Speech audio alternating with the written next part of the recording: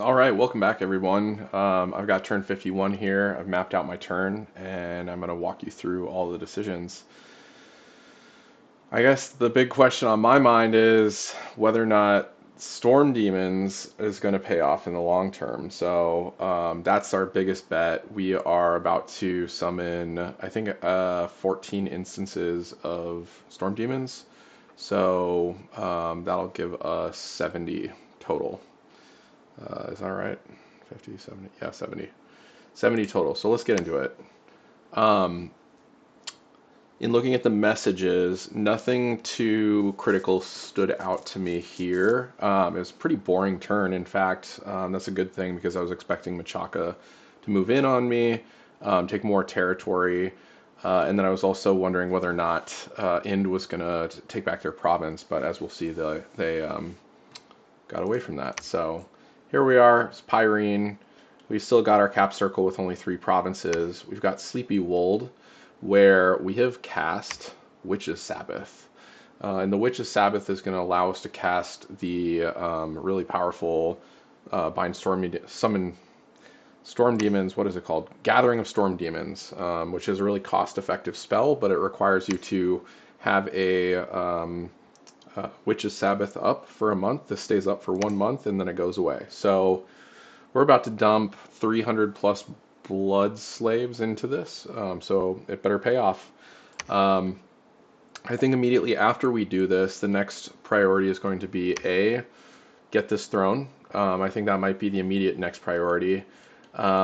We also will likely need to reinforce our front lines. I'm anticipating less action here, just because Abyssia has been pressuring Ind, and then Ermor is containing them here. So I think Ind is pretty well contained, and at this point, it's just going to be a land grab, and I don't really want to attrition any more units in the north. So I'm just kind of holding state here. Meanwhile, in the south, I'm actually kind of worried about this, because if Machaka pushes through Mireni, and starts taking these provinces, then it's going to start, cutting off my income a lot more effectively. So I've got a plan to hedge against that, and I'll cover that in just a second. And then the third lane that I'm looking at is right here, and it's this plot of land. You can see these rivers separate this. It creates a nice natural territory. So Machaka was really confined because of these rivers that bordered their provinces. They only had one space in and out. Meanwhile, here there's 4 neutral territories that have not been claimed yet. And that's because I've been warring with Machaka, and then Pangea has been warring with Abyssia. And as you can see, Abyssia is doing a lot better than I am at capping and preventing the enemy from recruiting and reinforcing. So, there's technically a little bit more nuance to that. We've got these water provinces here, and then this is separated on a water province. This is actually a real juicy spot for me. I'm actually considering, in a couple turns, we're going to be looking at what can we do to craft either boats or water breathing or something that's going to allow us to move armies from here to here, and then push through this portion of the map. But right now, the immediate priority is kind of staunch the bleeding. So that starts with dealing with this, finishing our cap circle, taking a throne. Hopefully it's a good throne. And then that will have an additional effect in Pyrene, where I won't be so gated on recruiting my sacreds, because I took a higher dominion than I've been able to recruit on. I'm only recruiting, this is 5 per turn, but on average I've been averaging 4. So this has been really bad. I would say this is like very, very impactful. The fact that I haven't been recruiting the full number of sacreds I could have all game. And I've attritioned a lot of them, which is terrible. That actually reminds me, one of the other reasons why I don't want to continue warring with Ind is that they keep casting some magic spell that just outright kills my units. And so they keep targeting out my sacreds with it. And on battles where I'm winning handedly, I'm still losing 4 to 8 sacreds in those battles because they get off a couple of those spells. it kills off my sacreds, and it's just chipping away in a much more painful way than if they just wiped all of my frontline units, which I can reinforce very easily. So yeah, that's kind of where we stand. This is the big one right here. This province has, I'm not even going to count number of Sorginas, but we are essentially casting, I'll pull up the spell, we cancel out of that, let's see. We are casting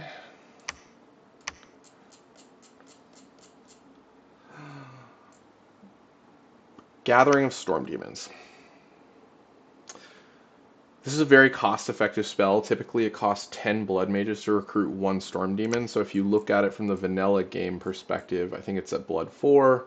You get, yeah, oh, it looks like they also have this Pact with Storm Demons, which is funny, which is a little bit easier to cast. Bind Storm Demons. This is the standard vanilla spell, okay? 20 Blood Slaves to cast. You get 2. So it's 1 Storm Demon for 10 Blood Slaves.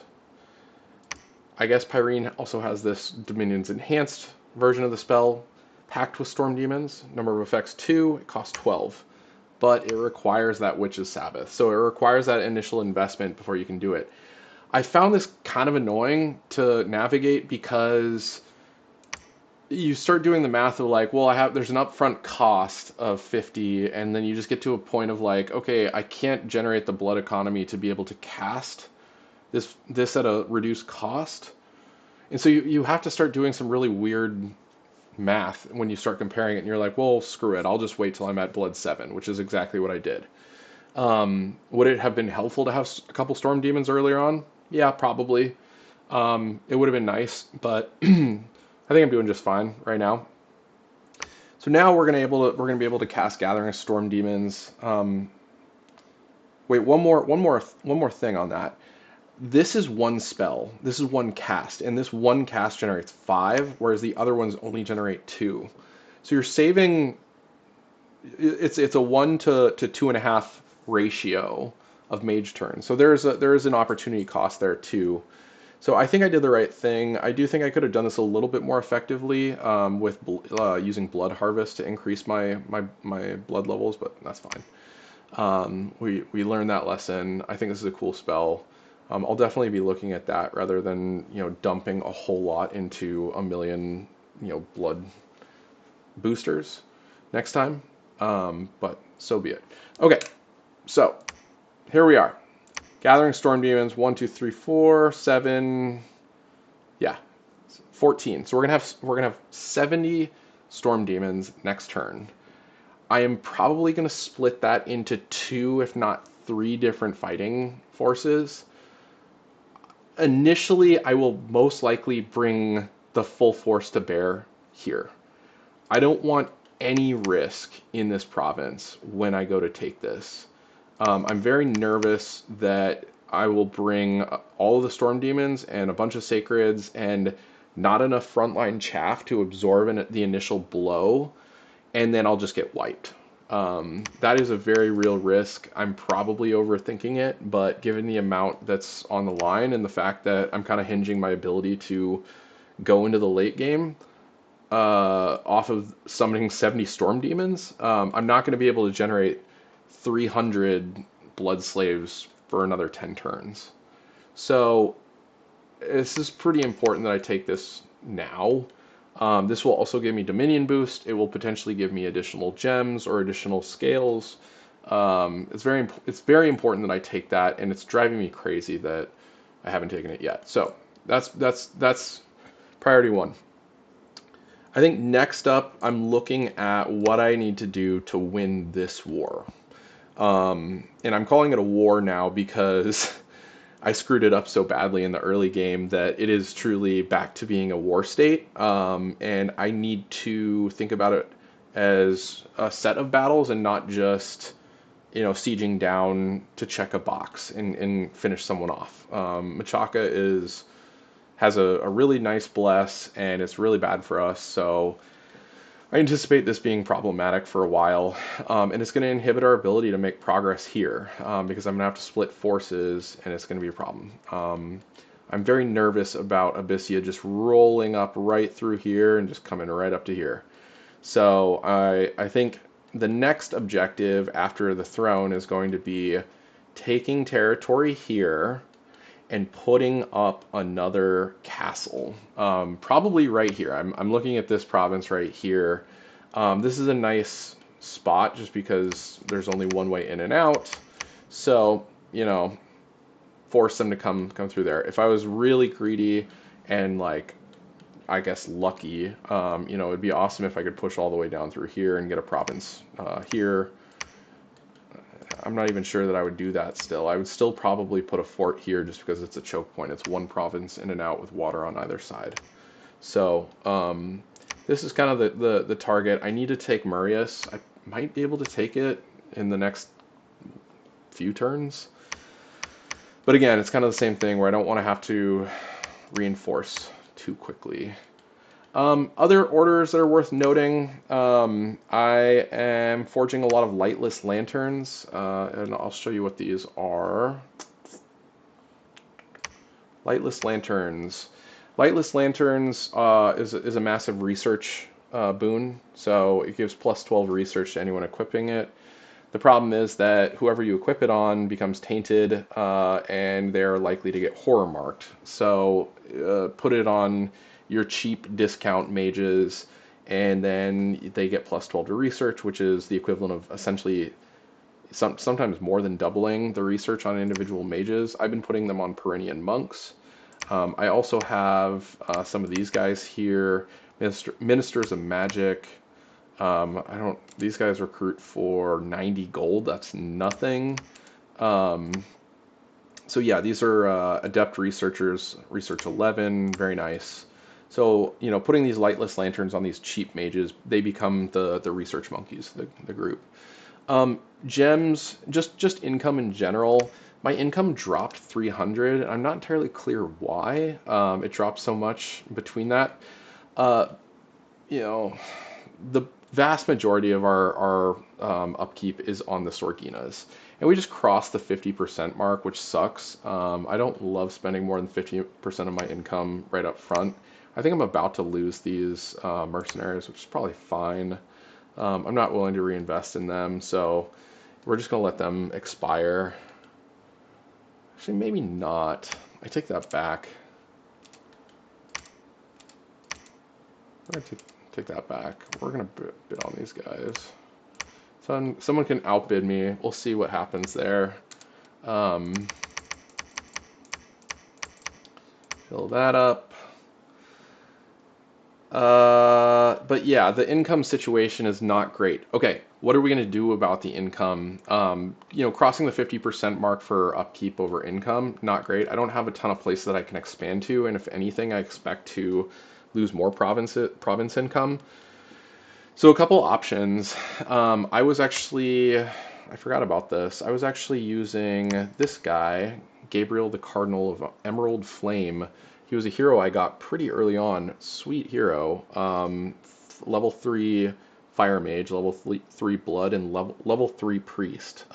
Awesome hero to get on this nation. I was actually using this guy to transmute gold. And I might actually do that this turn instead of researching. I'm actually going to save that. No.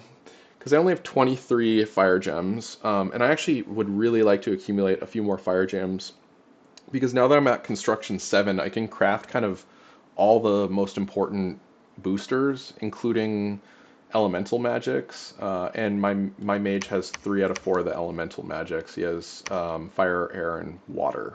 The only one that we don't have is earth.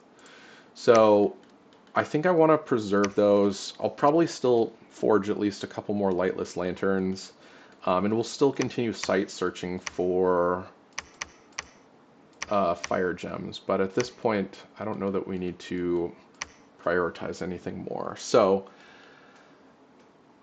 as far as gems go, I can never get enough air gems. There seems to be an unlimited number of things I'm trying to spend air gems on. I should probably be stockpiling this a little bit more. I do have a nice surplus of astral gems, which can be really useful for teleporting, for scrying, for all of the things that you typically want to do.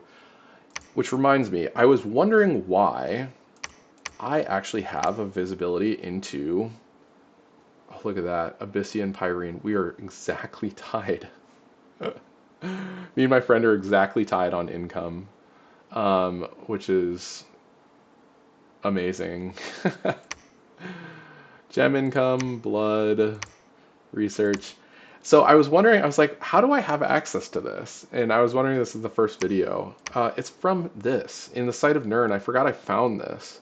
I found a Pinnacle of Power, which reveals mundane score graphs, and it produces air gems per turn and allows me to recruit Wind Masters. The Wind Master is 145 gold mage. It's a level 2 mage. Research ability is 9. Kind of meh, whatever. Like, it's got storm immunity, it's flying. It's like a worse Sorgina. So if I wasn't playing Pyrene, I'd look at this and be like, that's pretty sweet.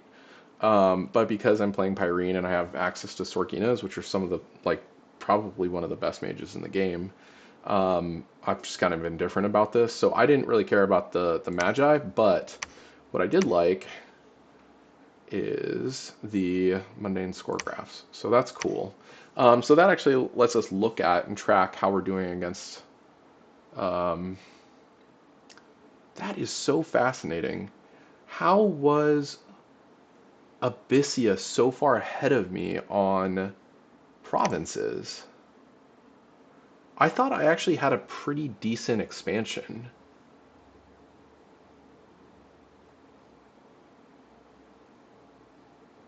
Huh. Anyways.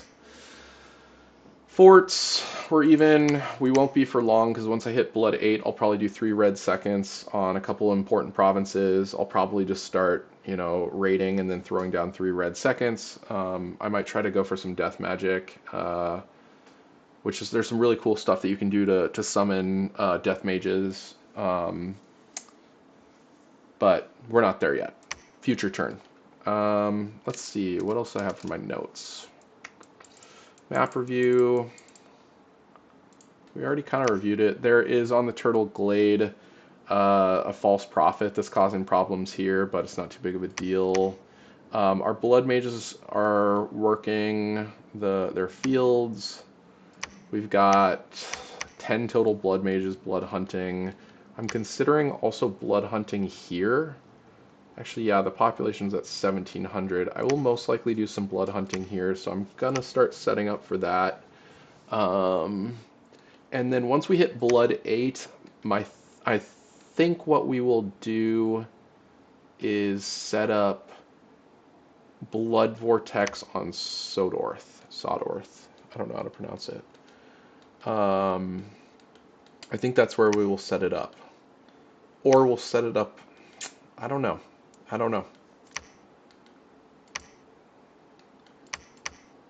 Where would you set it up? If you see this, I'm really curious, looking at the map, where you would set up Blood Vortex. Because it's going to start sucking in people from surrounding provinces.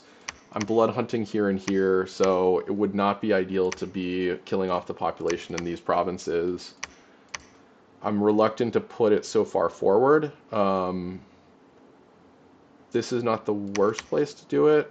But yeah, I got to figure out where I'm going to put the Blood Vortex. So, anyways, if you have any suggestions, let me know. That's one thing I really don't have a point of view about. Let's see. We already talked about big decisions. Anything else that's happening that's interesting this turn? I am moving the units out from Jome to here. One really important thing that I learned is that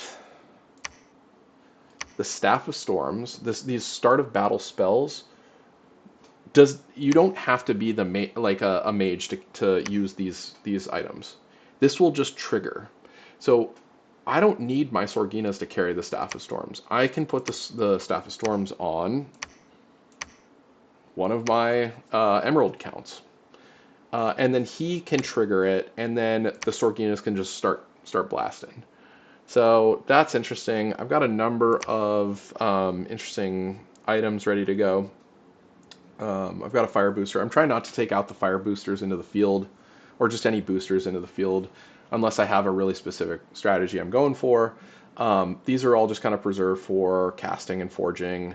The Staff of Storms is for frontline, and then I've got a winged helmet if needed, and then I've got the Staff of Gaia. I'm going to do some experimentation with summoning some animals. Specifically, I am on track to hit Conjuration 6 next turn. So Conjuration 6, I'm sorry, not next turn, in 2 turns. In 2 turns, I'll hit Conjuration 6, and that will give us, I guess I could have just done Nature, Summon Pride of Legend. And once I have Summon Pride of Legend, we will be able to summon a bunch of Kithronic lions. And I'm going to use them as a frontline unit and just buff them up with the Staff of Gaia. The Staff of Gaia is interesting. It's got the start of battle spell, Primal Power. It gives all animals only, strength +4. So those lions are going to hit really hard. They already have, I think, strength 7 or 17 or 18. So with strength +4, they'll be hitting extremely hard. And they've got 2 attacks, so I expect them to be pretty good. They don't have very good protection or defense, so I'm wondering they probably will not be a first line unit. I'll probably put them right behind, footmen, and then we'll see if they can, be an additional force. So, yeah. I don't know. I'm curious about this. I really would like to know how to make animals good, and have that kind of play style, mixing up bulk summoning animals and then, buffing them with some, animal focused magics. I've never really tried that play style. If you have any suggestions, let me know. I think that's just about it. Magic phase research we covered. End of turn predictions. End of turn predictions. I think that Ind is on their way out. I'm guessing that Ind will continue to feud with me over these territories. I don't actually think that they will continue to, push into Wold. Nor do I think that they will challenge Abyssia here. So I am, trying to be conservative up top just because my prediction is that Ind will continue to hurt me there. The other prediction I have is that Abyssia is going to be closing out Pangaea within the next 3 turns. I think that these are the only 2 forts that they have left. In fact, we can confirm that. Never mind. They have 3 fortresses left. Pachaka has 2. Ind has 3 left. Pangaea has 3. So, I'm feeling pretty nervous about what they're going to do once they're done here. I'm guessing that they are just going to go beeline to this throne, take this throne, and start coming up through here. So I definitely want to be in a position after I summon the Storm Demons to take the throne and move those forces down here. Another thing that would be really helpful, again, I said this right out the gates, but longer term, I think that water wars will actually, or the ability to traverse the water will be a deciding factor for how how this plays out. Because if I can take this province, I can feasibly equip a variety of different items, all of which Dominion's enhanced, supports a bunch of new, water items that will allow me to take forces across these rivers, across these oceans without problems, and that makes my tactical life a lot easier. So yeah, that's another one of my big predictions, is that we will get to a point where the ability to traverse water effectively, whether that's through water breathing or even through flying, is going to be the difference maker. Something else that I also have access to, I have access to like all the good teleports. So I could feasibly make a push in thaumaturgy, to make that a priority. I mean, we're at thaumaturgy 4, so like I've got teleport. I can bring my god in if needed. Um, you know, gateway is at thaumaturgy 6, which is real nice. So yeah, we'll probably make a push to thaumaturgy 6. I might actually put that in the queue now. So, um, yeah, follow along this playlist if you want to see decisions. This has been turn 51. I don't know, how quickly I'll be able to release these, but my goal is to play the turn, issue the commands, walk through the orders as needed, and just provide an update on, where I'm at in terms of the decisions, whether or not anything did or didn't work, and anything that we learned along the way. So I hope that this is a resource for people to learn the game because it's an amazing game. And if you have any specific questions or if you have any specific advice for new players, feel free to drop a comment. All right.